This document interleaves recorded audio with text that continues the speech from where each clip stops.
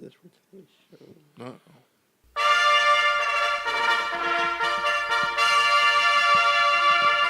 Do like this sometimes. So I get the next one.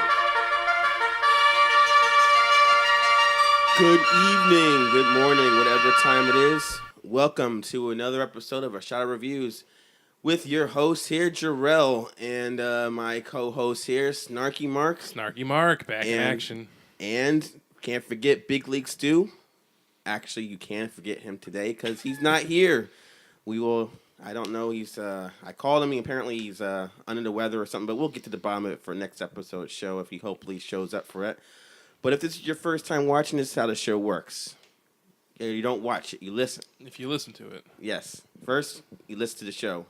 Then, you listen to us talk about music things that happened in the past week. We review some albums that just came out that we give our opinions on. All while drinking some shots, courtesy of our mascot, Little John, which we'll introduce that in a minute. But let me tell you that tonight's, or whatever today's episode, we'll be reviewing new albums from Santigold. You ever heard of her before? Santigold, I guess she's like kind of like a reggae, kind of like a pop dance singer. Her new album came out, 99 cents, so we'll actually find out if it's worth that much. The latest from Face to Face, the punk band from California, has a new album that came out. They're still going strong. And also an Australian band by the name of Tonight Alive, a big hit on the Warped Tour scene, the new Warped Tour. Their new album came out. We'll be reviewing that as well. In the news topics today, I hate to keep bringing up Kanye West, but he had something that he put on Twitter, shockingly. He actually is on Twitter, so he posted something, which I was like, who cares? But then I thought it could be an interesting discussion between the two of us. We'll get into that in a second. And let's just get right to the drink of today right now. So this is how it works. Little John comes in. He's coming in right now. All right, he's sitting down. So Little John, before you say what you got to say, we'll let you guys know out there. He tells us when it's time to take shots. And then when he says it's time for shots, we take shots. So if you want to have some shots at home as well or drink with us when he says the word, we keep the show interactive. So without further ado, Little John, what do you have to say? It's time for shots, yes. Time to push record, too. Time for the start.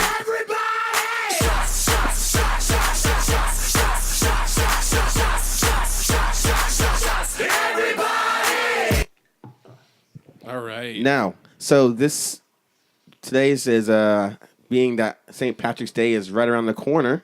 I'll pour for you to say when. I decided to pick up a bottle of Jameson Irish whiskey. 'Tis a fine drink, lad. And actually, I what happened? Went to a parade today. Actually, I'll tell you in a second about that. So I picked this up. Actually, had it yesterday for the first time, and it was like, this is pretty good. It's like that kind of like drunk where you're not like angry or like tired. It's like all your problems are just like go away. Jameson's a good I don't know. It's a good drink. Thanks for the 2 cents. Words escape me. It's already off to a bad start.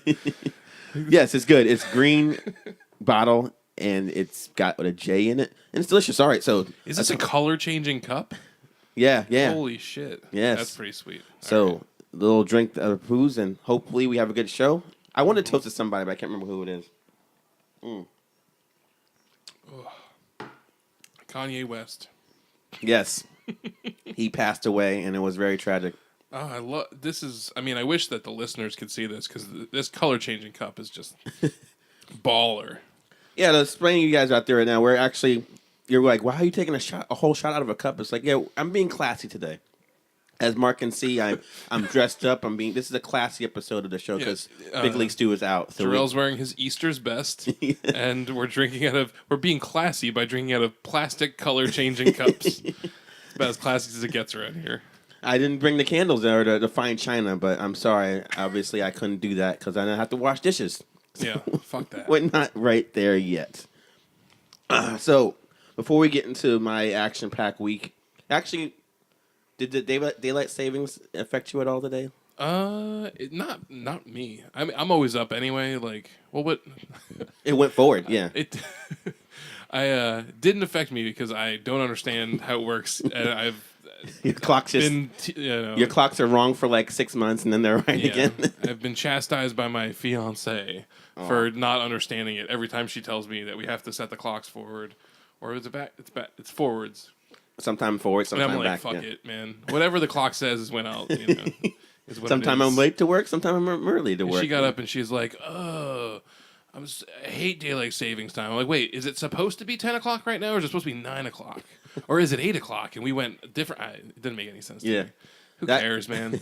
I had to care because yesterday I had an interview with a band. And I took the train there, and the last train was at 2. So I'm like, does that mean since it goes from 1:59 to 3, does that mean 2 o'clock doesn't exist? That means that last train won't happen. So I was like, I don't know. Should I wanted to ask conductor, but I didn't see one. So I was like, I was just take the earlier train. But didn't have to because the band drove me home. That interview you'll see in a second that when we posted it was with a band called P.A. Angelo. They're like a noise rock band. I know. Do you like the noise rock, Mark? Like old. I know you like that what? Band, old Butthole Surfers. Yeah. They're not like that. Okay. but they are noisy. Like what are we talking noise rock? We're talking like more rock or more noise, because there's definitely that line between like bands that are more noise and bands that are more rock with like weird noises in it. You know, like a band that is more song based, but then still just has like crazy sounds to like how Butthole Surfers is like they ride that line, but are we talking like grindcore? Or are we talking like just? I'm talking like I wouldn't say like Sonic Youth. Okay. I would say like, lots of feedback, lots of yelling, not knowing what the lyrics are. I'm assuming you're listening to this podcast, so I'm not knocking you guys. You guys are a great band, but if I want to tell the novice out there, it's just like, it's noisy.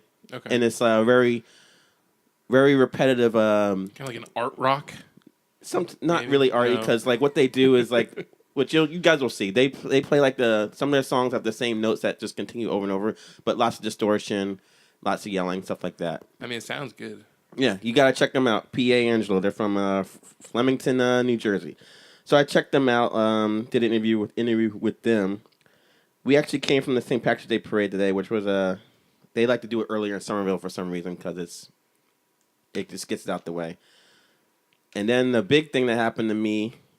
I'm sorry I'm overstepping your story because I'm sure you have a much more interesting week than I had because I had 2 interviews and all that. But I interviewed Mephiskapheles, the satanic ska band. Yeah. They opened for Les and Jake at the Highland Ballroom in New York. And actually, Stu's older brother who went with me because Stu was sick, like I said. So had an extra ticket since I bought the tickets that sold out. And then they said, you can interview us, Mephiskapheles. And...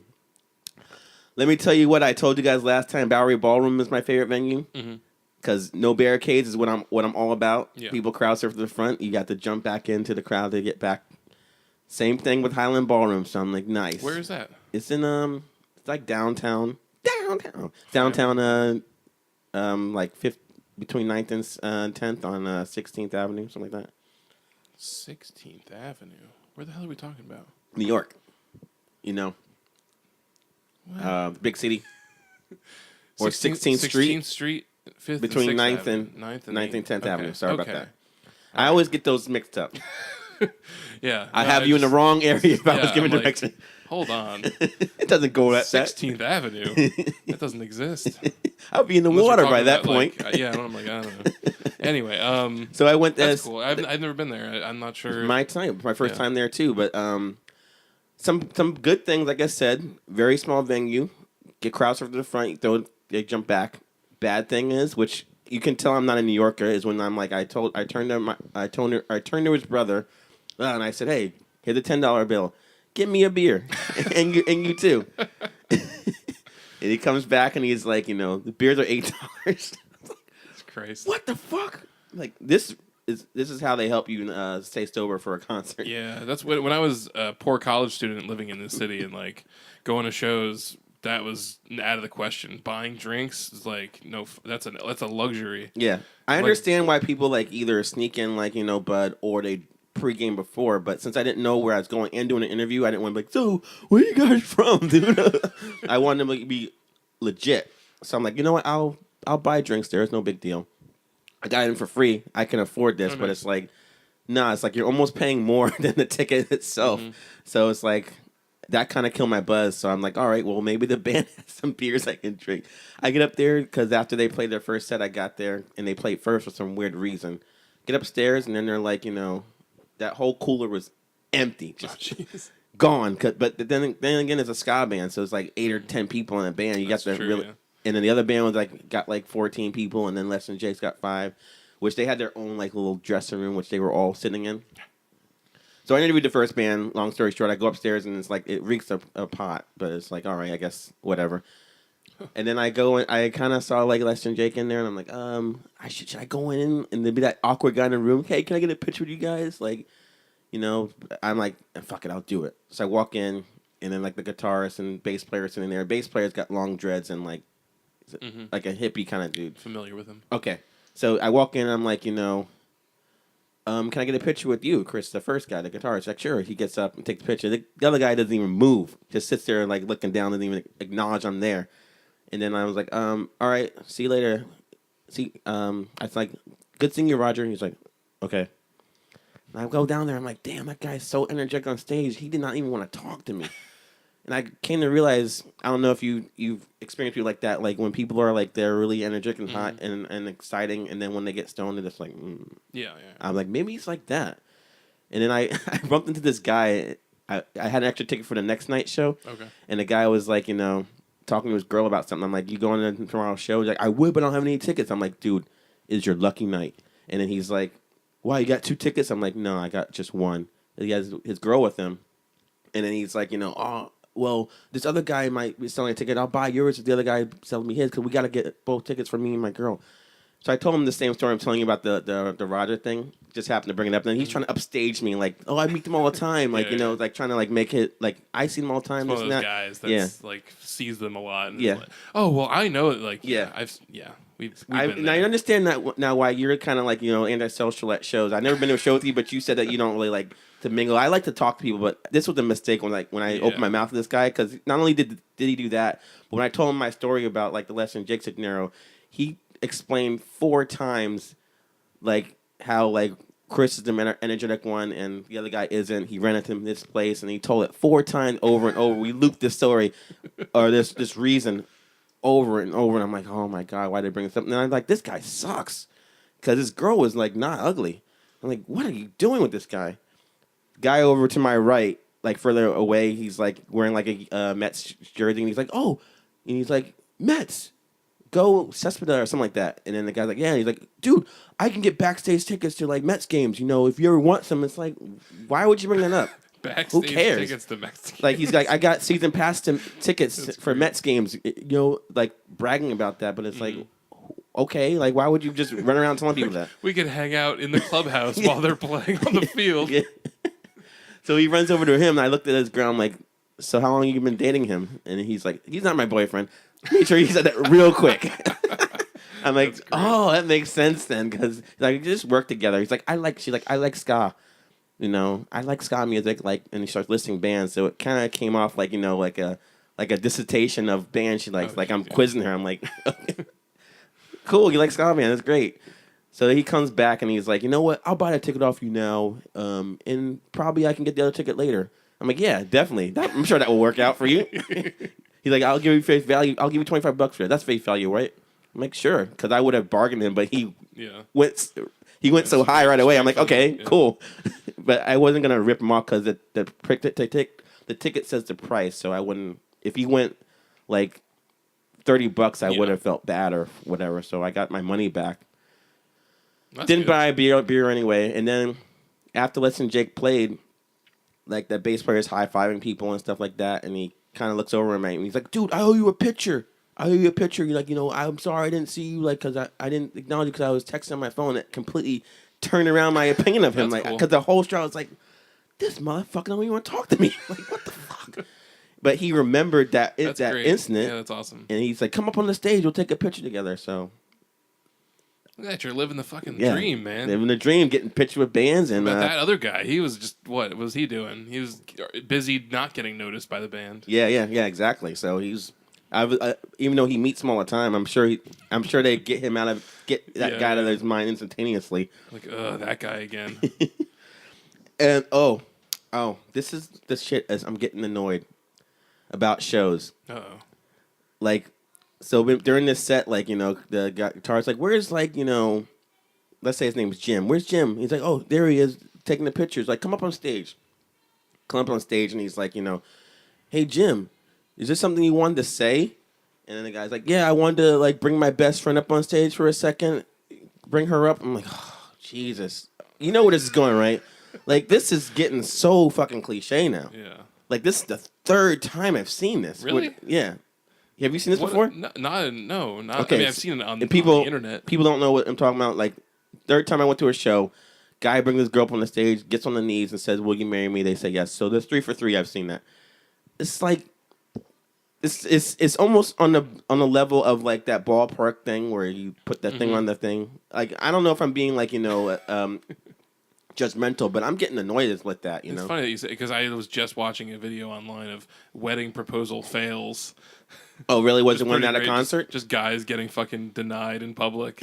Yeah, like people at sports games or just in random, you know, at the mall or at the beach or something. Like, I just want to say, yeah. You know, well, what's gets actually down on one knee and the girl slaps him in the face and runs away. Tell me if you think this would be funny. I was thinking of doing that with like a friend one day, like, and then me and her go up there, and then she actually says no, and it's just this awkward moment. But then I was thinking it'd be even funnier because I was talking with Stu's brother about that, and he's like, "Yeah, when I said friend, he thought I meant like a dude." So he's like, he said that. I'm like, you know, that'd be actually pretty funny. Like, me and a guy come upstairs go up there, and it's like people are like, "Oh, that's awesome." They're like, you know, a gay couple opening up, and then I do that, and the guy's like, no, I'm not gay, man. He's like, I'm like, what? What are you talking about? I'm like, and he's like, what about when I suck your dick? He's like, no, you suck my dick. I'm not gay. You suck my dick. And we're just arguing back and forth, and then the whole place is just like watching this unfold.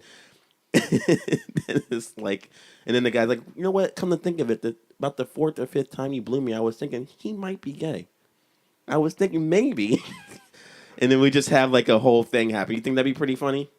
I don't know. Is it homophobic or is it not homophobic? That's the question that the internet's going to ask you. Yeah.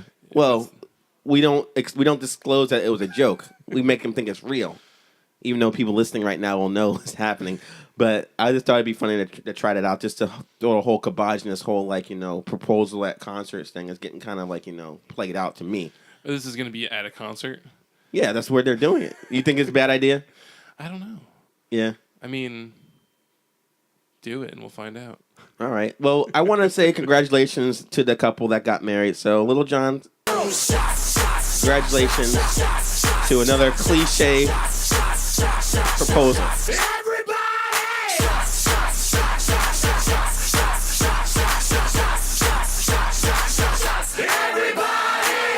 Actually, I'm thinking it would be, what was I going to say? It's better like to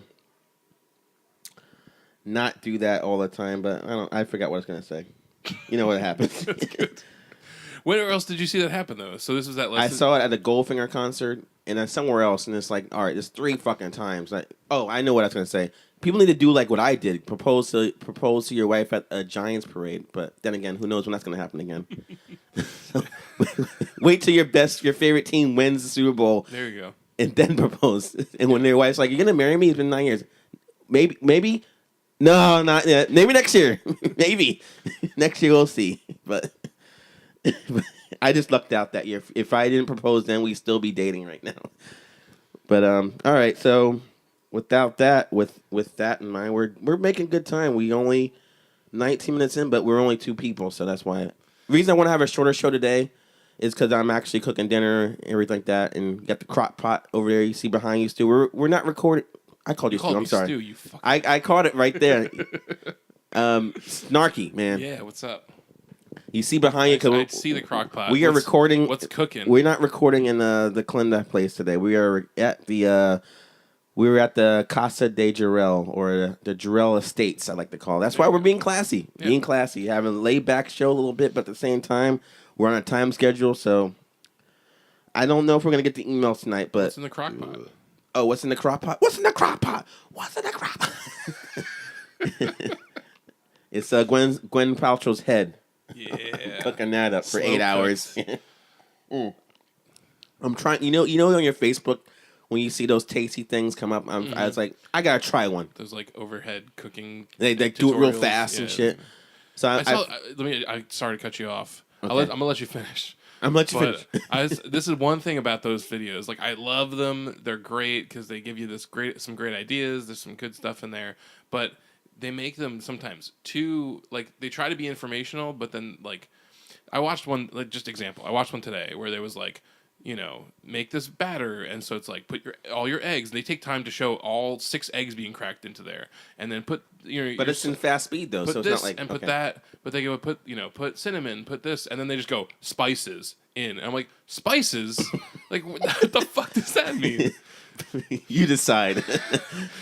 Like, are we talking like lemon pepper? Are we talking basil? Yeah, something else like pepper. It could be spices could be interpreted many ways. Yeah. So step your game up, internet food cookers. Be specific. All right. Well, everyone I see, they specifically, I never seen that one, but when I see it going, like when you're doing your Facebook feed, you're paging down on your phone, and the video starts playing now, which is the amount of technology we're in. I look up to see what they're actually making or down to see if I want to continue watching it or not. So this particular one I saw was like, once they start with like they had like chicken, which is what I'm making. It's like, I think it's called garlic honey chicken and like potatoes and stuff like that. So it says put all the spices and stuff in like a bowl, spread it on a chicken and throw it in there. So I'm like, all right, cool, I'll do it. No problem. Hope it turns out good. I don't know. Okay, so this is an untested internet recipe. I've been trying, every time I try something, like I tried barbecue pork chili, and it doesn't work out. It works out good where it's not like delicious, but it's like, everyone in the house is like, eh. It's okay. But it's like, so when I make it, I'm like, I made a whole thing of chili, but the thing that's interesting about the chili, it gets better as time goes on because it's soaking in there, so no one wants to eat it. I'm eating it. Who gives a shit? You want to get to the news now, Mark? Yeah, sure. All right. What's the whole Kanye up to these days? Let's find out. All right, so Kanye West on Twitter again saying that he is done with making CDs. The rapper claimed that Yeezy was his farewell to the format. Oh, you read about this? I did. All right, that's from MTV News. So he says, my own opinion on it. Says, don't expect to pick up The Life of Pablo on CD anytime soon. He says he'll never put out a CD again. And in the new series of tweets, the rapper proclaimed the CD officially dead and claimed that the cover of his album Yeezy was an open casket to CDs. And the album artwork depicts a blank CD in an unmarked jewel case sealed with a red sticker turning the total absence of CD art to an art itself. And then he said in his first tweet, I was thinking about not making CDs ever again, fam. Only streaming, huh? It actually says that. It's why it's weird. Huh. Then he says in another tweet, so there. No more CDs from me. So people still buy CDs, actually, which is shocking to me. Yeah. So RIA reported from last year that it showed that 41.1 million CDs were shipped out out to consumers by the first half of 2015, and CDs made up 66% of all physical purchase. But that is down from the year prior, when 56.8 million CDs were sold by the first half of 2014. Streaming, on the other hand, is on a rise. The total value of streaming services went up by 6.3% from 2014 to 2015. So it looks like when Kanye West was talking about Tidal is where he's going to only have that album, looks like Tidal his investment on Tidal just might have paid off for him, because even MP3 sales are on a decline. Now, the reason I wanted to bring this up, because two things. One, I think Kanye just wants to be narcissistic and put shit out that might not be true. But then I was wondering about last week's show, which I want to have a disclaimer with you guys out there right now. When Mark said that he likes the particular albums he downloads illegally, we're not saying when we give a rating for download to do that. But if that's what you want to do to get your music, we can't stop you. But Mark's way of getting music doesn't speak for the rest of us. With that in mind, I'm saying this right now for a question I want to open up for the panel tonight. Besides that, do you buy CDs ever? Yeah, definitely. Okay, so maybe it's because we're old we do that, but yeah, I mean, it's funny because actually, when we, as you might remember, I enjoyed the Kanye West CD. Yes. I thought it was really good, and I actually had a thought where I was like, "Oh man, I bet you, it's like he says it's a title exclusive. I bet there'll be a physical release at some point. Maybe Really? I'll pick it up. Maybe I'll actually buy this Kanye West CD." And then he came out with this saying, like, "It'll never be a CD."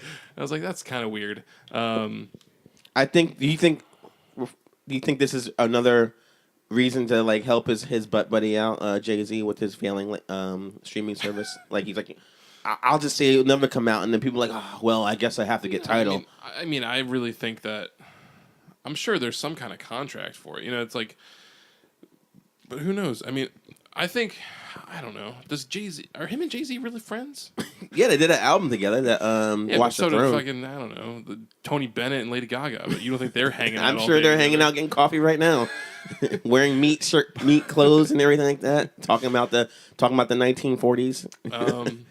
But I don't know. No, I mean, I both agree and disagree with him, and his decision to do this. Because on the one hand, I feel like you are cutting out like a huge portion of what you like the money you could be making off of this. Because how many fucking grandmas and moms are gonna pick it up at Target for $9.99 because their kid wants it? Like at this point, I mean, and maybe those kids don't. It's this weird thing because I mean, I guess younger kids, even them are like, what's a CD? Yeah. Some kids, like What's CD art? I don't yeah. get that. What does that mean? What's a liner note? At the same time, there is this weird resurgence of physical albums because like they're putting out vinyl again for new stuff. Yeah, but do you think that's like more of a vinyl is more of like a gimmick or like a I mean, it's fad? definitely more of a It has its limits and its own little niche market, whatever. But I don't know. I don't agree with the CDs are dead. Like there's always going to be people. I mean, working at a CD store up until recently, CD DVD place. Like, and even now, I work in a place that is a giant warehouse, and all we have is books, CDs, and DVDs. Like, we ship it out. We ship stuff for Amazon and stuff. So, I mean, there's always going to be those people that want a physical copy of something. Even me. I mean, I'll buy a Blu-ray, use the ultraviolet code, and I don't always hang on to the DVD, but like if it's something good enough, I'll hang on to it. Or if a CD, if I like a CD enough, I'll buy it. A real copy of it, and not just have a burned CD laying around. The good stuff I want a real copy of because you don't want to lose it, or like, say you sign up for Tidal and you download all this shit and then they go bankrupt or whatever. Or like the ultraviolet codes with Voodoo or whoever service you use, one day they could just go, it's not profitable for us. We're just going to stop it.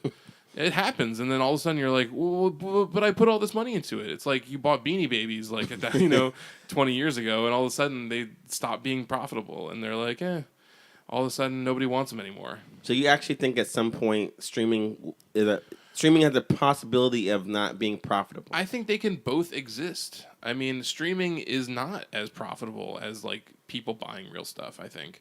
And that's like, I mean, it's not profitable for everybody.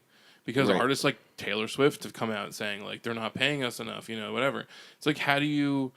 No, I don't think anyone's got it right to a point where the artists and the people who the record companies and everyone is happy enough with getting a couple cents every time someone listens to a song on their streaming site, because they're not actually buying it, so you can't charge. It's like all this stuff is subscription or it's free, which is how a lot of the internet apps and stuff work.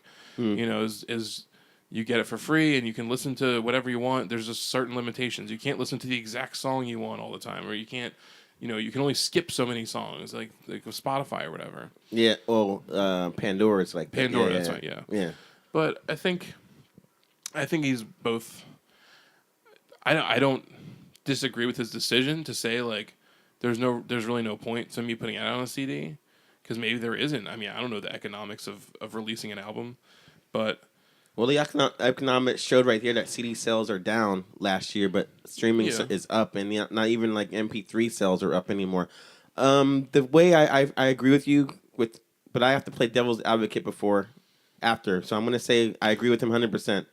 Because the way I look at like buying CDs is like I like having like proof that I own this. Exactly. Like even like people say like I have it on iTunes, it's mine. It's like you just own some intangible thing. Yeah. What happens when your computer craps out? Yeah. You get a power surge. All of a sudden, your files are wiped out, and you're like, excuse me, iTunes, remember I bought that thing? Or if you bought it from somewhere completely, like iTunes is pretty good, I think, with like tracking your purchases or something. But I mean, you could have stuff on your computer that you ripped that you just lost, and you're like, all right, well now I'm fucked. I got nothing.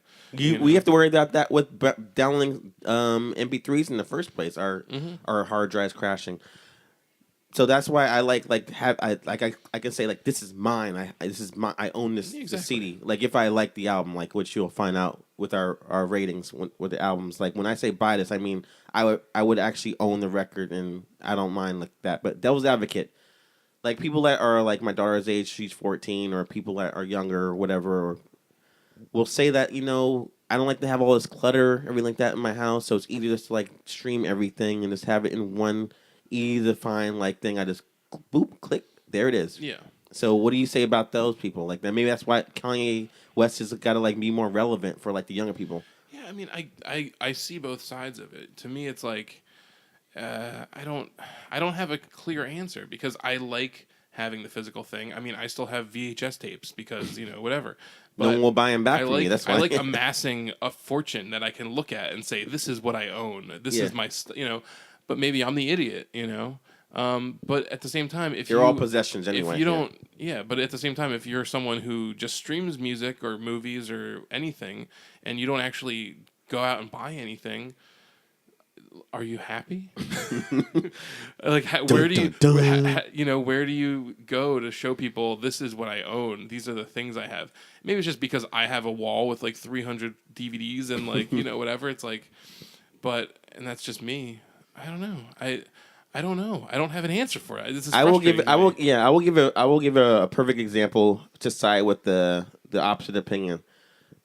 Not with CDs, but with DVDs. And this might play a part with CDs in the future, or albums, I should say. Whenever I'm at home and I'm like, I want to watch this particular movie, and I actually own it on my DVD, but it's also streaming on Netflix. What do you think I'm gonna go for? Am I gonna get up, open it up, put it into my DVD player, like sit back down, get the DVD controller, or the controller I'm already holding in my hand? Am I gonna just like go to Netflix and play it? I agree. So maybe that's the convenience aspect of it. So he's like we're gonna pass away at some point. So that's why people have to be like, what? I gotta cater to the younger crowd and everything like that. But it's such a shame because like I really love the days of buying a CD and opening it up and reading along to it, sitting on your floor, like plugging your headphones into like your stereo, which I heard our stereos are like taking a back seat. They're not selling as well as like people are listening to stuff on like their phones or like that. Now it's just Bluetooth speakers. Yeah.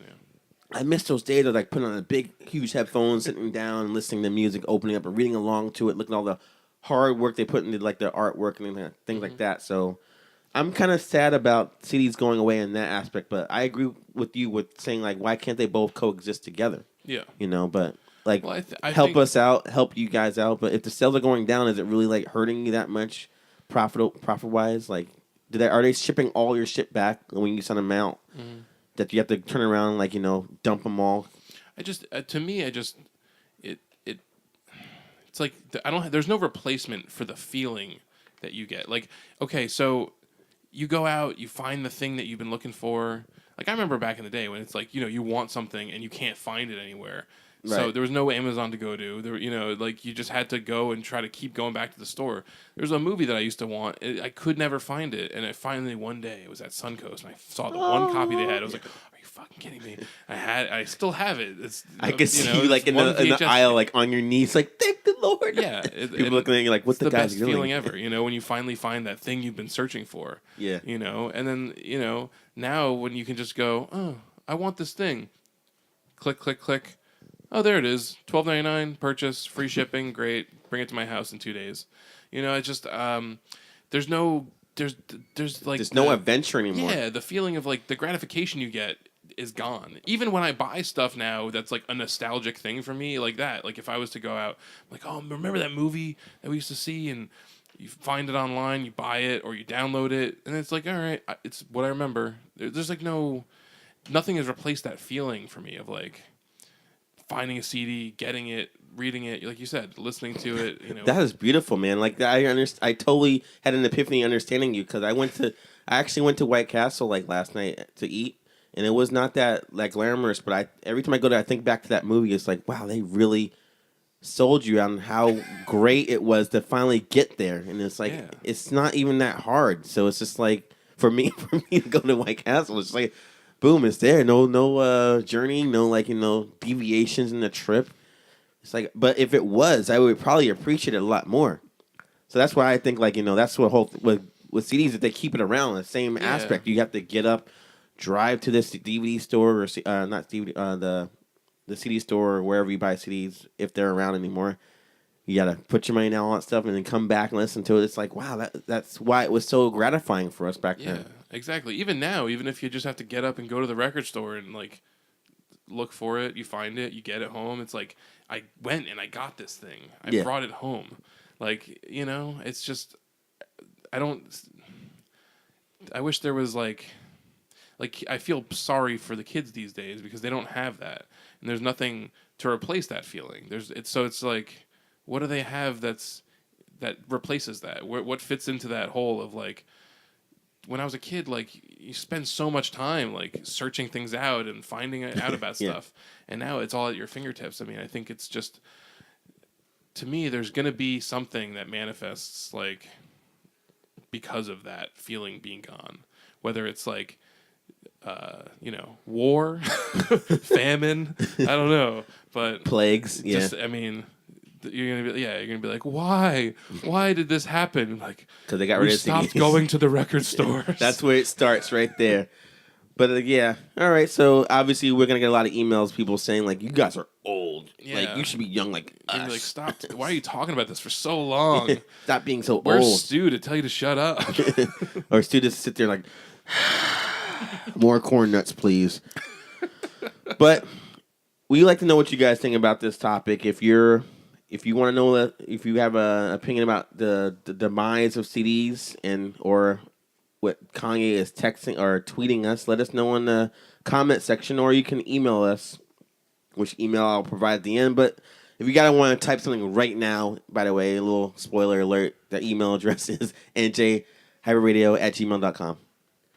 But I do want to say one thing about this. As Go ahead. As a little thing to put on the end. You got cut off. I'm sorry. He did not want to wait for you. Everybody! Let him finish. Okay. All right. Everybody! Thank you. Mark had something more imperative to say. I was just going to say about myself, because maybe the listener who's tuned in to what I say, I'm always thinking about that guy who writes us those emails. So, he might this be is like, for you, hey, Dave. Hey, isn't what you're saying the same thing that we were saying about that CBGBs? And you said, fuck it. Oh, shit. Yeah, that's a good point. I'm willing to admit my own, in hypocrisy. Yes. Hypocrisy. But I will say this. I also think, like, I also hate it when I worked because I used to work at a Borders too, where people would be like, oh, these e-readers are taking over. I miss the smell of a book. It never smells so good. You can't smell the e-ink. It was cocaine for me, damn it. But so I also kind of feel like, well, if it's going to go away, fuck it. Like, you can't stop progress. So it's going to happen eventually. Something's going to happen. I wish that they could coexist because CDs, DVDs are things that I am passionate about.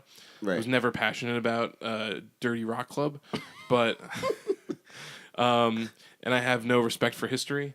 But there is but yeah. So I will say if someone's gonna try to fire some shots at me and say like you're a fucking hypocrite because it's the same thing, I'll say I also. Kind of, if you were going to ask me this question again and I had the foresight to think now what I'm thinking then, I would have just been like, fuck it, man, he's right. Let them burn. Burn all the CDs. So that will be your when we tackle this subject like a year later, you'll say that. All right. So I mean, he's being honest with you guys out there. So sometimes we're wrong. Sometimes we don't know what the fuck we're talking about.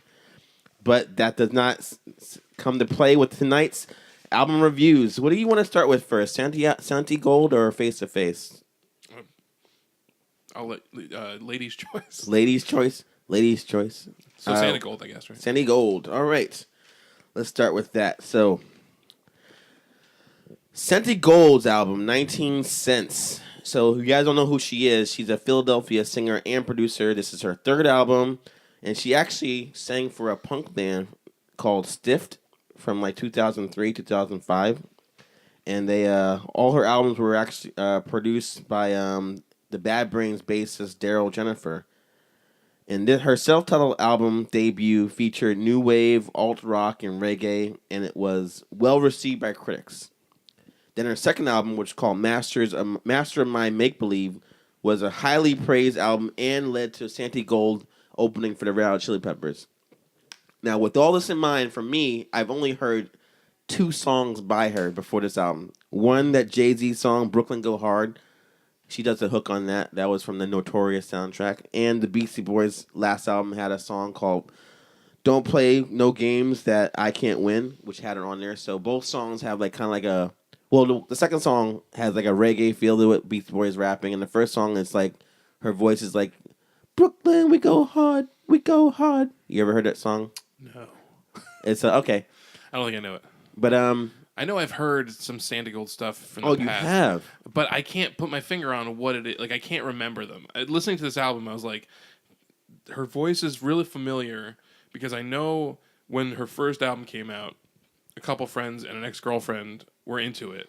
Right. And I know I've heard some of her stuff in the past. I remember not necessarily liking her, but I'm also an asshole and biased towards stuff that I don't know. I hate women when they sing. Yeah, you know, it's like, come on. Know your place, damn it. So the first... Me a cake. Get back in the kitchen, stop singing.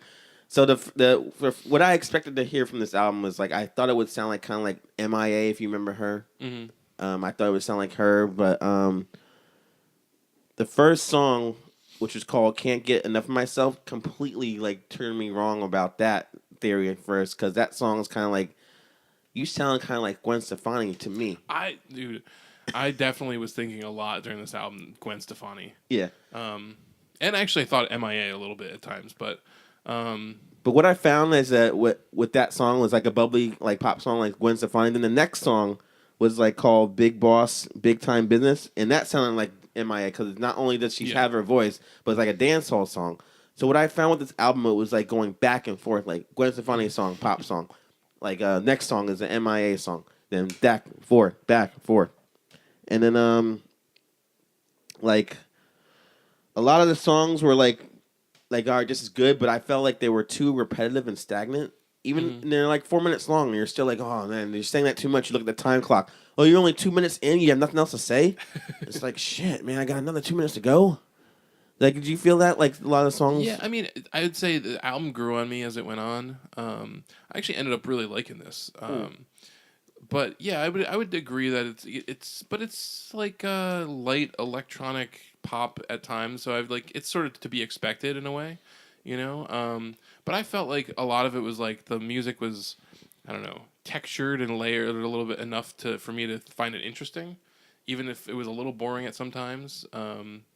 So some songs you liked and some songs you hated, which is the same thing as me. So I'm just surprised you actually let that lead more towards you enjoying the whole project. Yeah. Okay. It's I mean, I think I would sort of didn't like it more towards the beginning, and it grew on me.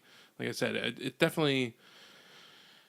It seems like an album that has to like you have to understand what you're going into, but that happens on like track 5 or whatever. Like you're like, all right, this is what I'm in for. I can either take it with a grain of salt or not. Yeah, I would say for me, like maybe track 7 on, I really liked. And before that, I was sort of getting into it, but still not like listening to it. I was like, I'm probably just gonna give this a skip it. Like, who really cares about this? But then I don't know.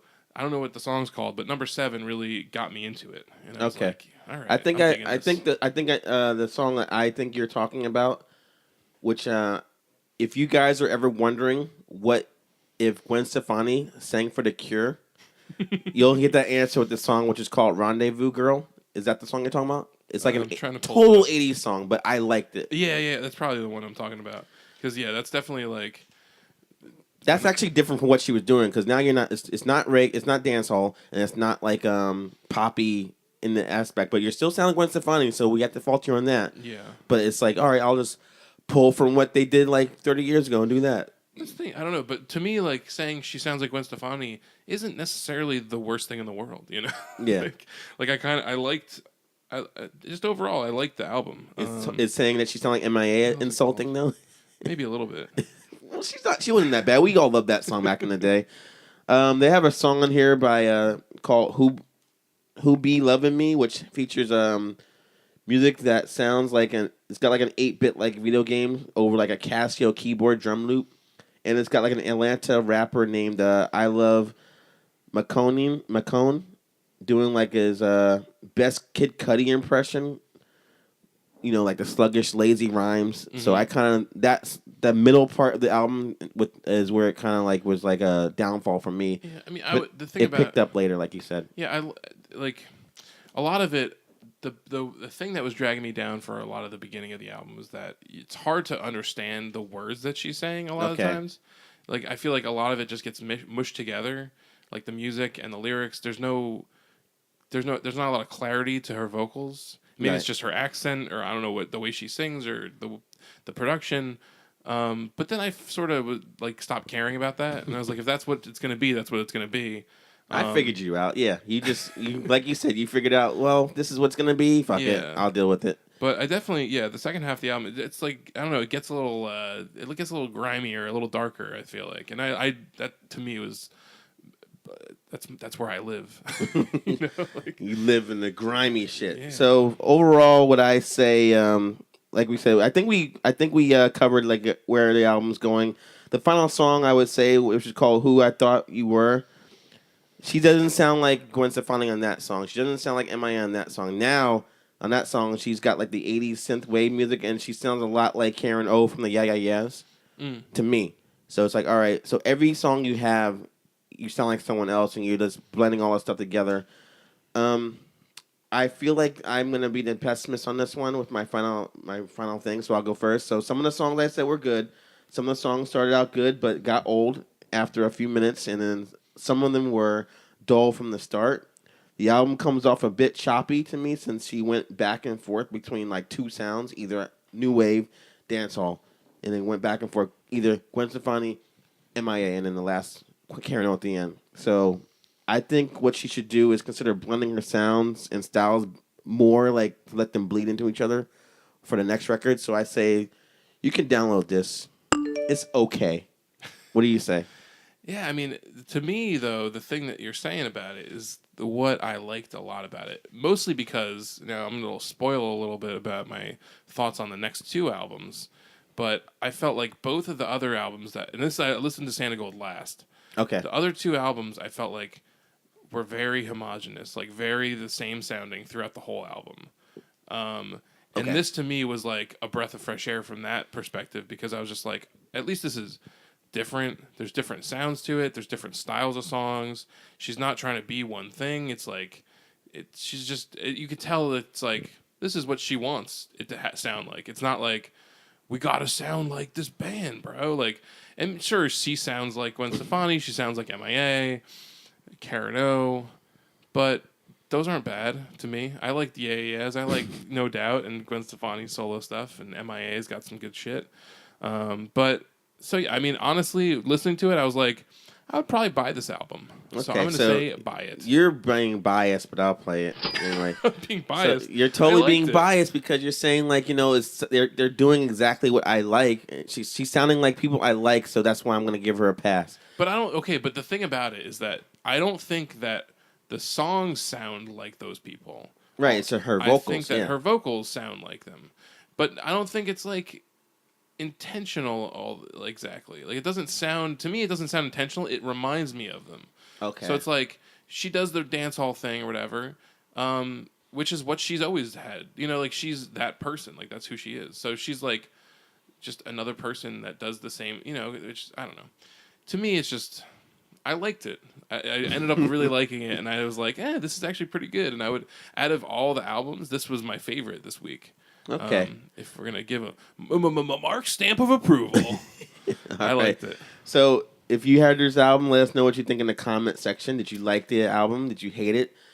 What would you give the rating to if you had a choice? Put that down there. We'd like to know your opinion. Santigold, 99 cents. Is it worth it? We'll find out. All right. 2 more to go. We're killing it with time, man. This is like a compartmentalized show See, well, tonight. it's different, though, like doing it without an audience. Like, we usually have at least Kalinda there to listen and laugh at some of our jokes. Yeah. Or we've got Stu to bounce some shit off of. Yeah, telling us about sleeping with homeless people. I think this show's going pretty well because I've done a 2-person show with you. With Stu, and this is my first one with you, and I think we got good chemistry. Killing it. We're killing it, right, Little John?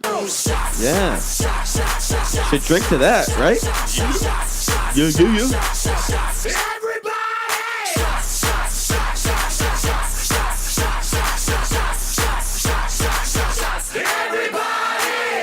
I don't really like recording here because it might wake the baby and stuff if he's sleeping, but he's awake and he probably hears my voice and wants to come in here. Daddy, what you doing? That's what he says. He's not even 1 year old. He says that. He's complete sentences like, hey, do you mind passing me in the bottle, please? Thank you. It's like I liked Face to Face better than Santigold. That's right. Nice segue, Stu. You're an asshole. Mark, sorry. I missed Stu. It's like you don't even know who I am. I don't know who you are anymore. Mark. Thanks for the segue. Face to Face new album Protection. Which is which I think is called Protection, parentheses, an ode to Trojan. Maybe. I don't know. Oh. Ha ha. That's so funny, Jarrell. Thank you. I will be opening at the Stress Factory this weekend. I will not open with that, but I will say it. So this is their 9th album in their California skate punk, pop punk band. Now the reason I like this band from the get-go back when I was in high school is they're the kind of pop punk that I like. They're more punk than pop, and it not about girls and I want to be loved and stuff like that, and lots of cheesy radio hooks. It's more straightforward punk, but it's nice melodic vocals. Mm-hmm. Okay. There, I did that. Perfect. So the first album, Don't Turn Away, was released in 1992 on NoFX's Fat Mike's label, Fat Records, when they were a 3-piece band. And the album featured their minor hit, Disconnected, which you heard that song before, Mark. Please not tell me this is the first time you heard this band. I mean, it's probably not the first time I've heard them. It's definitely the first time I've intentionally listened to them. Oh. I mean, I've seen National Lampoon's Senior Trip, which their Wikipedia page tells me they had a song in. Okay, what was the song, though? You remember? It's probably that one. Okay, Disconnected was their, huge, minor hit song that they re-recorded again for their 3rd album, which I love so much. Or 2nd album. So by the 3rd album, they added a 2nd guitarist, and then they saw some more mainstream success. They ended up breaking up in 2004, then realized, hey, we're not making any money. So they got back together in, I think, about 2008. And after releasing 2 more forgettable albums, Face to Face returned back to Fat Records and released this latest album, Protection. So, I think what we agree with in a way is that we don't really have to break down each song because it's kind of the same theme. Yeah. I don't want to be mean about this. This is what I want to say about this record before I feel like you're looking at me, you're gonna completely trash this album. So given the fact that I grew up listening to this band and I saw them stray away from the path, not in a bad way, it's just it's more it's more like you're going through the motions. Mm-hmm. They get back together, they went through the motions again. They finally come out with this album, go back to their previous label, and I gotta say, In short, this album is great. Like, it sounds like their first two albums, like, put together. This one and Big Choice was one I grew up on. And the songs are catchy and aggressive. It got that soul cow punk sound, and they did it so well. Like songs like Bend but Not Broken, which starts the album off, and the song Say What You Want. They have like great bass tabs. Like when this album starts off. Oh yeah, definitely like the bass. Like, holy shit! Like we're back. The band is back. Like and doing what they did best in the '90s. And then the song, the woes on the song, like keep your chin up, and the title track are very infectious as well. The message on each song is simple but uplifting, and most of all, it's a lot of fun to listen to. So they sound retro on this record to me, but at the same time, it's refreshing. At the same time with the song, so I'm speechless with this album. It's so great to have them back. You should buy this record immediately. Stop what you're doing. Pause this podcast right now. Go out and buy the latest Face to Face record. They're back, better than ever. Like, I don't know what else to say. It's amazing. It sounds like you're praising this. I would say to praise it, but it's what's stopping it. They're not going to change the course of history on this record. Mm-hmm. They basically sound like what they did before, but it's got like kind of like oh, this is kind of new. But it's at the same time, I can see these songs coming out like years ago and be like, oh, it fits. Okay. So yeah, it's great. It's great. It is great. Make sure you remember that before Mark talks. I'm not going to trash it. I mean, it's fine. It's just, to me, it's like, this is the kind of punk that I'm not the biggest fan of. It's fine. It's there. It's like, it's the kind of music that to me was always there. It's like, I don't know. It's just like another Bad Religion. Like, just a band that, like, plays the same songs. They're gonna. Don't you dare! I know. I'm Bad Religion. Asshole. I mean, I like Bad Religion too, but they're also one of those bands where I'm like, I know a couple. I know some stuff. Everything is always to me is like there's no whatever. I'm like not in. I know I shouldn't trash these bands in the Casa de Jarrell. You get out, sir, right now. No, but be honest. Okay, I don't mean to trash. I'm not trying to trash them. I do genuinely enjoy it, but at the same time, recognize the limitations within. To me, it's like, yeah, it's just this idea. It's like we're gonna be this one kind of band, and we're just gonna do that through the whole album. Like literally, there's no song that changes the formula. It's just the same thing over and over again. Which, if you like that, it's fine. But I don't necessarily respond to it. Like, I'm not in my room like, yeah, they fucking did it. Like that's same, like, yeah. Oh man, that song was great. What's the next song? Yeah, I love this one too. Great. What's the next one? Yeah, like you obviously were peeping in while listening to this album. I just it's to me it's like it's okay. It is what it is. It's what I kind of expected. And if you heard the first song, you heard the last song. Jesus, man. Come on, man. There were some different riffs here and there. Come on. I'm not saying that the riffs weren't different, but it's like there's just nothing. I couldn't pick out a song to tell you about because to me the whole album is just. It's just like yeah, it was good overall. Everything was the same, so it's good. But okay, so I think what Mark's saying is he didn't follow the band to see their forgettable albums. And I know nothing about their rise and fall of their career. Yeah. Just based on this one album is the only album I've ever listened to. So, I mean, I don't know anything about them. I don't know if this is... Would you actually listen to this ever again? Maybe that will help us figure out... Okay. No. So I see where this is going, but... So you thought... It's also just not my style of music. My preferred style. You don't want that positivity like punk rock, then? Not really, no. Like I said, I live in the darkness and the griminess. It's like I like stuff that's a little slower, maybe a little, I don't know, just... No Pennywise for this man. No, exactly. Pennywise is one of those bands where I'm just like, yeah, they're there. In high school, people were like, Pennywise, bro. And I was like, yeah, okay. I'm going to listen to this other thing, So anyway, I say download it. That's there you fair. go. It was fine. It's fine. You download it, listen to it. I wouldn't skip it. It's pretty good. Hold I on. enjoyed it. He says download it. Go on. But yeah, I liked it. But I wouldn't spend money on it for myself. Okay.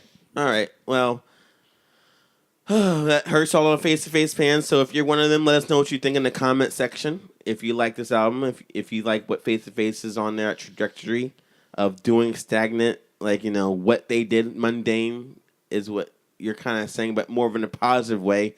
Or if you're more like me, you want to say, like, yeah, it's so great this band's back, doing what they did in the early 90s. Retro, man. Retro. Tell us what you think in the comments. And tell us what you would actually rate this album as well. If you like it, hate it, we like your opinions. It's great. This Jameson is great for two reasons. I'm enjoying One, I'm saucy right now, but not in a bad way. It's just like, yeah, this is good. So I actually, the equipment we're recording right now, I did a interview, with Mephiskapheles, and I lost it. So when I didn't realize that when I went to do the interview, and I'm pulling out my bag and it's gone, and I was like, holy shit, my shit's gone. How am I gonna do the interview? I was able to do it anyway, but I was really down about it. So when you guys listen to the interview, you'll hear in my voice that I was a little like upset, but it's okay. It was a good interview regardless. But then when I started drinking Jameson, a little plug right here, I was a lot happier. I'm like, you know what? It's not a big deal. So when the apocalypse happens, grab yourself a bottle of Jameson. You'll be okay with it. I'm down with that. Yes. I actually, me and the missus decided to drink a little bit, which is a rare occasion for us. Yeah, we actually got a bottle of 100 proof Captain Morgan spice Really? rum. You don't drink that hard, man. Was it like a thimble and you're like, oh, that's enough? I mean, to me, it's just like you got to keep it going to like enjoy it. It was fine. It's I would recommend it if not even you like straight Captain or chased. I was just doing shots. Oh, okay. I don't like doing that, but it's okay. Doing shots, and then I also had a little bit of just with Pepsi. It was good. It's a good. I would recommend it. 100 proof is a little stiffer than usual, I guess. So it's called 100 proof Captain Morgan. 100 proof Captain Morgan spiced rum. Yeah. Okay. Yeah, I gotta try. We gotta try it for the next show. I enjoy it. I will actually plug. The next show will be a special one because we'll have the return of Big League Stew. Hopefully, fingers crossed. Yeah. But we'll tell about that later. Let's get to the last reviews tonight. The last review. Wait. So is this a new? I'm sorry, Little John. I cut you off. I'm sorry. Everybody! Is this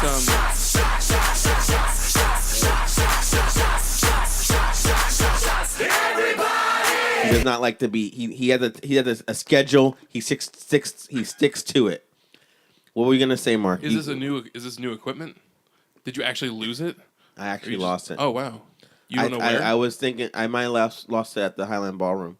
Oh wow! I might have when I did the interview. I remember putting it in my bag, and then it's gone. So I'm thinking to myself, did they really steal my shit, the band? But it's like, why would they do that? Mephiskapheles. Yeah, are they desperate for like doing interviews themselves? And I'm like, no, I probably dropped it somewhere. Because first I lost my headphones, and then I was like, maybe I had it in my pocket and I was like dancing and shit like that, and it came out. Why would they steal like $9 headphones? I don't know. So it's like whatever. So I had to run out today, buy some new shit, and then luckily I had a bonus, which I don't want to talk too much about. You had a boner? I had a bonus that I got from work. But I don't that's cool. bring it up too much because when you get married, that's what you have to do. Keep your money a secret. But anyway, you'll learn about that soon enough. So you're like, I got a boner, which is sweet. The Guitar Center guys really enjoyed it. They're showing it off. So let's get to the last review. And then, Mark, you didn't tell us about your week because you've been telling me before we recorded about moves and stuff like that. But we'll get into that in a second. But a little second because we're getting really saucy right now. You see, I'm slurring my words, everything like that. It's happening. Tonight Alive. Album is called Limitless. So obviously they love that movie with that guy from The Hangover. They said, let's name our album after that movie because it was great.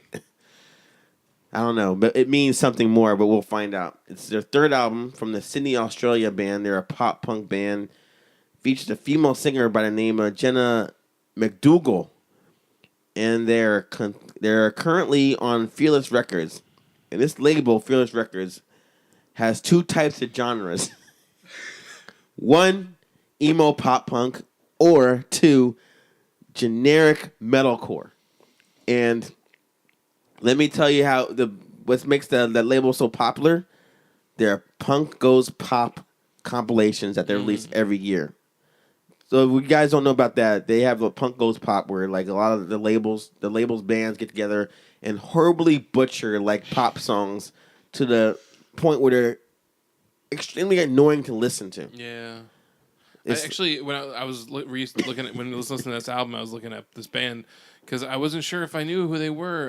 It was a familiar name. It's a familiar name, but I think I was also confusing them with The Word Alive, which is another band. I haven't heard them at all either, but it said that they were on Pop Goes Punk doing Little Lion Man by Mumford & Son. Right. Which I remember hearing when we worked together. Yeah, I remember that version was not bad. But all the other bands, like, let's just do a metalcore version of, like, a Bruno Mars song. Yeah, bro. It's like, oh, I can't even listen to this shit. It's annoying. So that's what the label does. And I don't think they understand what the word punk means. Like, you're not, I don't know. I don't want to fuck with them anymore. Yeah. So the first song is called To Be Free, starts this album off, and it's very overproduced and sounds a lot like Selena Gomez to me. Like she's making like a rock anthem song. Plenty of vocal effects, overdubbing here. And then they continue that sound on the song How Does It Feel? And even though it's slightly heavier and aggressive, this is like four songs in, it's like, all right. It comes off to me, that song sounds like a chick-fronted Papa Roach song. like it's technically polished neo-metal. I'm not even going to like go on. I want to let you go first, Mark. Yeah, I mean, this whole thing was garbage, pretty much for the most part. It's like I feel like this band, if this wasn't their third, this is what their third album it said. Yeah, I'm surprised it's their third album because I feel like that band Hailstorm just got popular a few years back. So I feel like to me this band is popular just because as a Hailstorm ripoff kind of thing. Like a lot of their stuff is not as heavy as a band like Hailstorm, but she's got that same. On some of the songs, she kind of tries to do that same like snarly vocals. Right. But overall, like I feel like she's got a really good voice, and if this wasn't if it wasn't labeled as pop punk or punk band in general, I would probably have less of a problem with it because a lot of it just sounds like pop. Right. It's like very poppy and lots of ballads on this, like very slow songs with strings and shit, and like nothing punk about it at all. There's like songs go by, 5 songs in, you're like, where the fuck are the guitars? Like, this is a punk band? This was on Pop Goes Punk? I thought the same thing with like the drums more than that. I was like, all the drums sounded so like, drum machine sounding. Yeah. But the way I gotta put this shit, like what Mark said, is like cheesy, like melodramatic, like music and the basic ballady lyrics. Yeah. This album is so cheesy. It would actually make someone from Wisconsin get lactose intolerant. It is that cheesy. Yeah, like some of the songs I was listening to, I'm like, she literally wrote 5 lines and repeats them over and over. Like, it's the same words over and over again. Some of these, like, literally, it's a 4-minute song where they wrote, and I looked up the lyrics too. Yeah, I did too. Oxygen has a song like "I'm larger than life."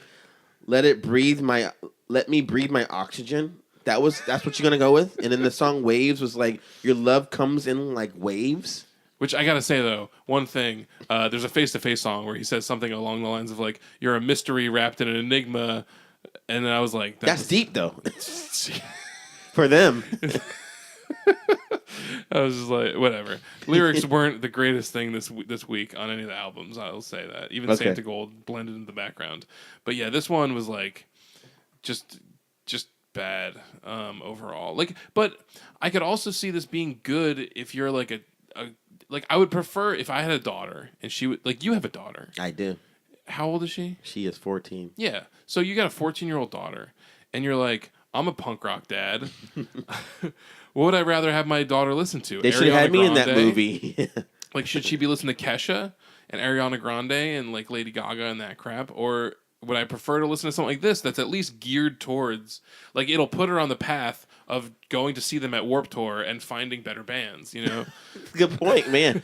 Even though the Warped Tour doesn't have a lot of good bands, basically the best bands on there are the bands I went to go to the Warped Tour with in the 90s and early 2000s, so I don't know. Yeah, well, I mean, in general. Yeah. This is the kind of band, this is like a starter band, you know? You're like, all right, you like girls that sing nice, so you can listen to this, and then you're like, oh, but I also like, I like that little harder edge to it.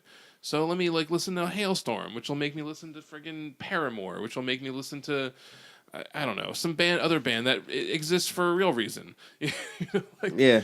I think that. Well, I have to disagree with you with that because doing that, I'm saying like everything you said, this will be like that. I'm just saying for my daughter, like go listen to those actual bands because they're like, oh, this girl must listen to like Kelly Clarkson and like Avril Lavigne. Like, I want to do an album like that. Like, fuck all my fans. I don't care what they would say about me changing our styles from the past 10 years. I'll do that. So I was like, I mean, the thing I gotta say like is you compare them to like Paramore, but I think that's fucking insulting to Paramore, and they're fucking like doing pop shit too.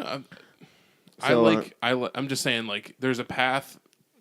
This could start someone on a path to listening to decent music, which I don't disagree with you. Like you should just listen to good music, period. Like, or listen to the band she's trying to be, or the female artist she's trying to be like on this album. It always pissed me off when there was like when new metal was a huge thing, you know, and there was like Papa Roach or I don't know, Trapped. I don't know, all these garbage bands that came out. Like garbage. And then they would be like, oh yeah, like I fucking love Faith No More, and I love this band. And I'd be like, just listen to those bands then. Don't listen to this crap, you know? Right. So, yeah, definitely, if you're a little young kid listening to our podcast, first of all, go have sex with something because you're missing out. Something, he says. Just anything, really. Just get your nut off. Second of all, listen to authentic and good music. Probably not from this decade. And then thirdly, send me naked pictures of your mom. As long as she's hot, though. She's got to be a MILF. Yeah, definitely. You can send those to njhybridradio@gmail.com. I will filter those out for you. So, back to this whole review? What would you rate this album finally? Skip it. Definitely skip it. Whew, man, you are tough. So, like you guys compared to Paramore, I thought it was insulting. And I think, wow, this album is actually insulting to Fearless Records. Like, what they do is shitty pop punk and hard metalcore. This doesn't even deserve to be in their roster. So, it's so off the rails from the label that they need to drop them right now before this cancer, of a product infects them all. I'm sorry, Mark. This is my second one. Fuck this album. Yes, this is shit is terrible. Man, I did not see that coming. Is M. Night Shyamalan directed this episode of the podcast. Twist. There's a twist for you all. I'm sorry for you tonight's Alive fans, but this shit is terrible. I must have been looking somewhere else because I didn't see the steam coming out of your ears. How angry you are over this. I'm mildly upset. I wanted to give this a high fuck this or a lower skip this, but I'm like, I don't want to split hairs. Yeah, I gotta pick one. That's some stew shit right there. Yeah, I'm gonna pick one. So I'm like, you know what? Fuck this album. But maybe you want to say what you think in the comment section. That you like this album. I fucking stop listening to our podcast if you like this shit. That's what I'm saying. You don't deserve to be a fan of us. Yeah, get out of here. I don't want to see nothing but this album sucks. Comments in the section, and if you want to email us to say anything, say I hate this album. I want to see all fuck this. I will accept skip this, like Mark said, but as long as you have a reason why, That's it. I want a dissertation why this is not lower rating for you. Put it in the comment section, everything like that. Email us. I mean, I'll say my only reason for not giving it a fuck this is because I actually thought You've heard worse. She had a good voice. Yeah. Like, I feel like she was a good singer. It's just the band is a misrepresentation of whatever they're supposed to be. I felt this was selling out hardcore. That's why I gave it a lower. I'm interested to hear what their other albums sound like because were they ever actually like a real pop punk band? They were always more popular than punk. Maybe they were like the worst of Paramore. Yeah, it's just that like, was what that's something. They were the worst of Paramore. It's like for a label that like a metalcore label that puts out a Kelly Clarkson album. It's strange. Yeah. Basically, drop these guys right now, and the girl too. Drop all your other bands too, because they're probably crap. Stop putting out those fucking compilations and shut your doors to cut your losses. Yeah. You're dying like the CDs are apparently. Fame. Gay fish. All my stuff are diamonds. I'm sorry we're bragging on you so much, Kanye West, but you're an asshole. You're on an ultralight beam, is what you are. Even though your album was great, but we can separate that. You're still a dick. Good I still listen to it too. It's fucking good. Oh man. I had to, like I said in the disclaimer, like everyone I talked about the album, it's like I'm not listening to it. Fuck Kanye. It's like you have to get that. You got to get over that hill. Exactly. And you'll get like it's a good album. It's like I said before, if the guy cured cancer, people will be like, yeah, but he has to be such a dick about it. It's like. Just let it go, I've man. even turned around on the whole bleach your asshole thing. That whole thing. Now you like that line? It's all right. It's not bad. It doesn't offend me as much as the first time I heard it. Oh man, we're having a good time. Tell us about your week, man. Tell me about my week. Before we wrap the show up, it started last good time. Sunday after the podcast. I was cooking pork tenderloin in a cast iron skillet, which required me to sear it off on the stove and then put the whole thing in the oven for a little while. 400 and you burn degrees. yourself. Look at that shit, man. It looked a lot worse. It's last like week. you guys can listen. There's Up. a fucking circle on his hand. Got a giant fucking blister that is now almost healed. It feels fine, but You fucking harried yourself from like Home Alone. Like, do you realize that when you're burning yourself, you don't just hold your hand in and scream? You gotta pull your hand away. I never thought like I had to tell someone that when I saw that movie. I was using a fucking pot holder. Like, but apparently, just because my pot holder has, or my oven mitt has Captain America's hand on it, doesn't make it as strong as that. And a 400-degree cast iron skillet will burn right fucking through it. So use an extra towel or something when if you're at home cooking. I'm still confused. Like when you were burning yourself, because you guys can't see it, but it's actually an imprint on his hand. Didn't you realize you're burning yourself and threw it away immediately? I went like this. I mean, a cast iron skillet is heavy as fuck. Right. So like, for a skillet, I don't like every time I try to lift it up, I'm like sweating. But you know, it's heavy, and if you're trying to grab it by one hand because you got an oven mitt on, you grab it. And you're pulling it out, and I'm trying not to drop it, and it's like, oh shit, it's burning. I had to like still take the time to like carefully place it back in the oven because I don't want to just drop it on the ground. No one wants to do that, but they do it. It's just I have to give you that, Mark. You're a fucking man, dude. Yeah, like you got hair on your nuts. I mean, dude. You should have seen. Not a tear was shed. Although we did immediately go to Walgreens and buy burn ointment and fucking bandages. Oh, but what a pussy. Jesus. But it was a big bubble on it. Like I could show you a picture afterwards, but it sucked and it ruined because honestly I wasn't feeling great. That because after the podcast you didn't. I mean you didn't like all three albums, so you were bummed from the start. Yeah. But there was going. Oh, you know what? This might have been Monday into Tuesday. Now that I think about it, because I thought I was thinking, but yeah. So you're like that goddamn 1975 album sucks, dude. Yeah, but it was bullshit. No, because the night after the podcast, actually sleeping, I woke up at 2:00 in the morning, like shivering, like I had a fever or something. I didn't actually have a fever, but I was like sick, shivering. Like my girlfriend was like, "I'm taking the covers off because I'm hot," and I was like, "Cover me." Then the following day, I was like, I can't call out of work because my boss was already taking off on Monday. Then Monday night, I burned myself, and I was like, fuck it, I'm going to call out on Tuesday because she'll be back. By Tuesday morning, I was like, It's not so bad. I can go in. I'll at least work for a little while. My boss ended up calling out for half the week because she had to have a fucking tooth pulled, and I was the only, I'm like the next in line, so I got to be there. I'm just picturing, what do you mean he's not coming in? You're not coming in until Saturday? I'm not able to be here today. Yeah. Let's play hockey on the roof. Anyway, but yeah, we had a decent week. Watched some movies. We're like, me and my girlfriend were trying to do this watch a movie every day thing, and we're trying to catch up because we stopped for like a week in January at one point, or February. To fuck, right? Yeah, just to fuck all week. Non-stop fuck fest in 06 or 16. Got a time machine, went back school. 10 years. But let's see. That's the way they banged back then, 10 years ago. You did it like that. We watched a couple good ones, a couple classics. But I was telling you, we watched Corky Romano, of course. Spectre, okay, the new Bond movie, which you hated. It was garbage. I mean, I use this. Anyone out there want to follow me on Letterboxd? You can. I'm keeping track of all the movies I watched this year, and I'm adding some reviews if I feel necessary.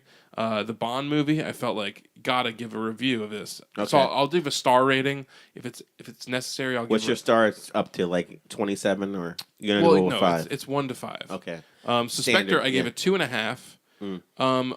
Only because there's some tight explosions and some good car chases, but even the car chases weren't that great. Yeah.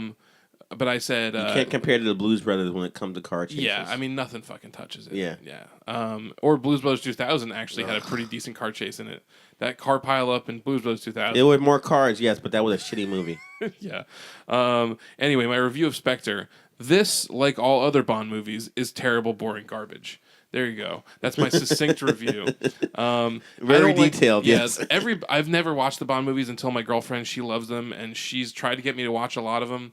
I've watched, I think, my fair share to understand that I don't fucking like them. I mean, my favorite one so far was like Quantum of Solace, or the first Casino Royale, the first of this new Bond. Thought that was pretty good, but still, it's garbage. Well, let me ask you this: do you like Jason Bourne movies? I like the Bourne movies. So they're not bad. How the fuck does that work for you then? How do you like one but not the other? Well, the James Bond movies, there's like this perceived classiness that he's supposed to have when he's like fucking women all over the place and like probably just distributing AIDS to half the population. I mean, I would say Bond people would probably say, well, you haven't seen the right one because there's 20 fucking Bond movies. Like, yeah. There's too many of them, first off. Like, watch the Roger Moore ones, yeah. Yeah, like, I mean, I don't think I've seen any of the Sean Connery ones. Okay. I've been trying to watch the ones that she thinks are good. She likes a couple of the... what's his name? I don't even know. So it's not Roger Moore. Not Roger Moore. Not Pierce Sean Brosnan. Connery. I've watched maybe GoldenEye or all the world. The world is not enough. I've watched all. I think I've seen all of the this guy's the Daniel Craig. One. Yeah. But Skyfall, I fell asleep during, and I'm never gonna go back because that was boring as fuck. We watched, the other guy. I don't know. The guy that's in Hot Fuzz, who's the old guy. And then we watched George Lazenby, that one. He was like a Bond in one movie, and he never was a Bond again. Okay. But anyway, moving on from James Bond, because all the Bond movies that I've seen are garbage. I don't like it. It's like... Make sure you put all you Bond fans, make sure you put Mark's name in the emails, so I'm not Send what the fuck is this guy talking about? I love the emails. Send them to me. I'll respond. We'll talk on the podcast. I'm not going to send you an email back because you guys are losers. But let's see. I'm just going to go down. We watched this week. We watched Percy Jackson and the Sea of Monsters, which I've seen before. Pretty bad. Kind of stupid. Honey, We Shrunk Ourselves. The worst of the three, but still pretty good. I will say. I love me some Rick Moranis. Let me ask you this. Is it better or worse than the television show? I love the television show. I haven't watched it since it was on, but I used to watch that every Saturday morning, and the show was great. Rick Moranis was too good for that, though. Well, yeah. Peter Scolari picking up the mantle where Moranis left off. I don't remember the show that much, though. I remember loving it, but I don't remember too much. It was kind of like the Clueless show. It was like, it's there. I'm entertained. Exactly. Whatever. And you're like, does this need to happen? I don't know, but it's not bad. Yeah. Yeah. So I mean, Honey, We Shrunk Ourselves, not as good as the first two, but still, like I said, still pretty good. Actually, for pedophiles out there, there's a young. All you pedophile fans, listen up. There's a young Mila Kunis in Honey, We Shrunk Ourselves. Word. So get on that. Literally. We watched Step Monster, one of my childhood favorites, featuring Alec Bald. Not Is that Baldwin. his name? What's his? Mike Seaver's dad. On the growing pains. Oh. What's his name? Okay, I know what you're talking about. Yeah. Who's the Alan Rickman? Guinness? Alan something? Alan. What is it? Not Alan Rickman. He's Alan dead. Thicke. Alan there we Thicke. go. That's it. Jesus Christ, this Jameson's working. Yeah. Step Monster. That's pretty great. It's also got Corey Feldman in it. Oh, I'm there. Yeah. Is he on drugs in the whole movie? It's great. No, he's like the guy who like is like, I read comic books too. Here's how you kill your stepmom. Anyway. You like you like some of those like cult like shitty movies. I like that. Yeah. It's fucking great. It's like it used to play it on like the Disney Channel because it's got Alan Thicke is like a Disney guy. Like he was Growing Pains. You need to like. Do you remember Not Quite Human? Alan Thicke's trilogy where he had a robot son. No, I didn't. I don't remember that. I only have the third one. Okay. But I've been meaning to rewatch them because actually the new thing with us having to watch a new movie every day, right. And the whole point of it is for one of us to have not seen it before. So it's like I'm showing her movies that I like a lot that she's never seen because she's younger than me. It's really interesting that you still have movies that both of you haven't seen before, being that your relationship has been so lengthy. Well, I mean. There comes a time where you just have to be like, I know that you always say no, but we're doing this movie thing, so you have to watch this now. That's awesome, man. I should try to work that into my relationship. Yeah, it's working. I mean, and also it also relieves the pressure of me, like, because you always have that fight of like, what are we gonna watch? I don't want to watch this. I don't want to watch that. We're gonna watch a movie every day, so now it's like, all right. I just say okay. If she says I want to watch this, I go all right, and then I'm like, well, you owe me one. Now it's my turn. You have to say yes to the one I want to watch. Yeah. It eliminates a lot of the arguments about what we're going to watch. We watched Crybaby, Johnny Depp classic, John Waters, Crybaby. Fucking good movie. Frank, have you seen that one? With the dude with the head? Yeah, I saw Michael that movie. Fassbender. I like that one a lot. I didn't like it a lot, but it was fine. It's one of those like mumblecore films. It's weird, yeah. I mean, I had to explain. It's like the third time I've seen it. I had to I can't do 3 times. I had to explain to her the themes behind it to why I like it. Okay. Because it's one of those movies that I get watching it the first time and being like, but I do think there's a lot of interesting subtext that is not necessarily even explored in the movie, but it's there to talk about if you're going to talk about it. Right. You saw a then lot of movies this week. We watch a movie every day. We're up to 7 already? Princess and the Goblin we watched, which is a movie that she liked from her childhood. Is that a cartoon? It's a cartoon. Oh, my wife's been trying to get me to watch. They sing in that movie, right? There's one song that they sing like 4 times. Yeah. And she's like, and then the guy's like, "Oh, stop singing that song!" It's right? really It's pretty. It's kind of garbage. It's like real cheap animation. Like you could like the backgrounds like. Yeah, I remember we watched that like about 2011. So there's like this female goblin that's like Nicki Minaj. Like it's bad. But really, it's she fun, raps though. and shit. No, she just has big tits and big lips and whatever. But it wasn't bad. And then today, what did we watch today? I didn't put it down yet, but we watched some shit before. All right, so you haven't actually. We just been watching movies. I didn't do anything. That's what relationships are all about: is watching films and not talking to each other. Yeah, I mean, we watched Entrapment today. That was one that I've never seen. What is that? That's the one with Catherine Zeta-Jones, Sean Connery, Catherine Zeta-Jones. When she's like going under the the laser thing, and he comes into her room and she's naked. Nice. You don't see anything. It's garbage. Of course, my girlfriend was like mad at me because my 13-year-old self wanted to see her boobs, and I told her that. So. These are the things. Well, it's Catherine Zeta-Jones. Come on. I know. Cut us a break. This is like peak Zeta-Jones. Too. Yeah. This isn't even like later Jones. This is when she was desirable. Yeah. I'm not saying she's not still, but I mean, come on. She's a little. Well, I haven't seen her in a long time. We got to do album reviews next week, but I got to step my movie game up. So, only thing I watched was Vinyl, that HBO TV show. Oh yeah, how's that? And apparently. Like, when you're watching the first episode, warn you, you're like, God damn, this is a long episode. The first episode is almost 2 hours long for the pilot. But I was like, you know what? From jump, you're like, this is great. I like this show. Then it kind of gets like, it's kind of like meandering. Then it picks up again, but it's only an hour in where I'm getting interested. So I don't know what the next hour will be, but I didn't know it was going to be so long. That's what she said. I didn't know it was going to be such a lengthy episode. So I'm like, I got to finish the episode, but we can't because I'm making dinner and we got Walking Dead tonight. So let's wrap the show up right now. You ready to end the show, Mark? We've done an hour and 30 minutes. We gave you ample time, you guys. So next week we'll do a longer show. We'll do emails. Next week we have a guest to talk about his band, and we have a surprise for Big League Stu. I'm not going to tell him about it till next week because he might not like it. Are we going to pants him and spank his hiney? Yeah, you're going to hear the spankings with a paddleboard his ass. So without further ado, let's wrap this show up. Tell you how to get in touch with us. I closed my notes, but I opened it back up. You don't just like have the email address memorized? I have another thing to tell you guys. So, website. Go to our website address, which is njhybridradio.net. Go to our contact section and let us know emails there. Or go to our email address if that's not too much work for you, which is njhybridradio@gmail.net. njhybridradio@gmail.com. Or go to our Facebook page, which is facebook.com/njhybridradio. And make sure you like us on there. That way you can get all the updates to what we're doing. Because I post as much as I can. Get updates on the website, everything like that. Or go to our YouTube channel and subscribe there. Because we had a new subscriber today. We're up to 7 subscribers, Mark.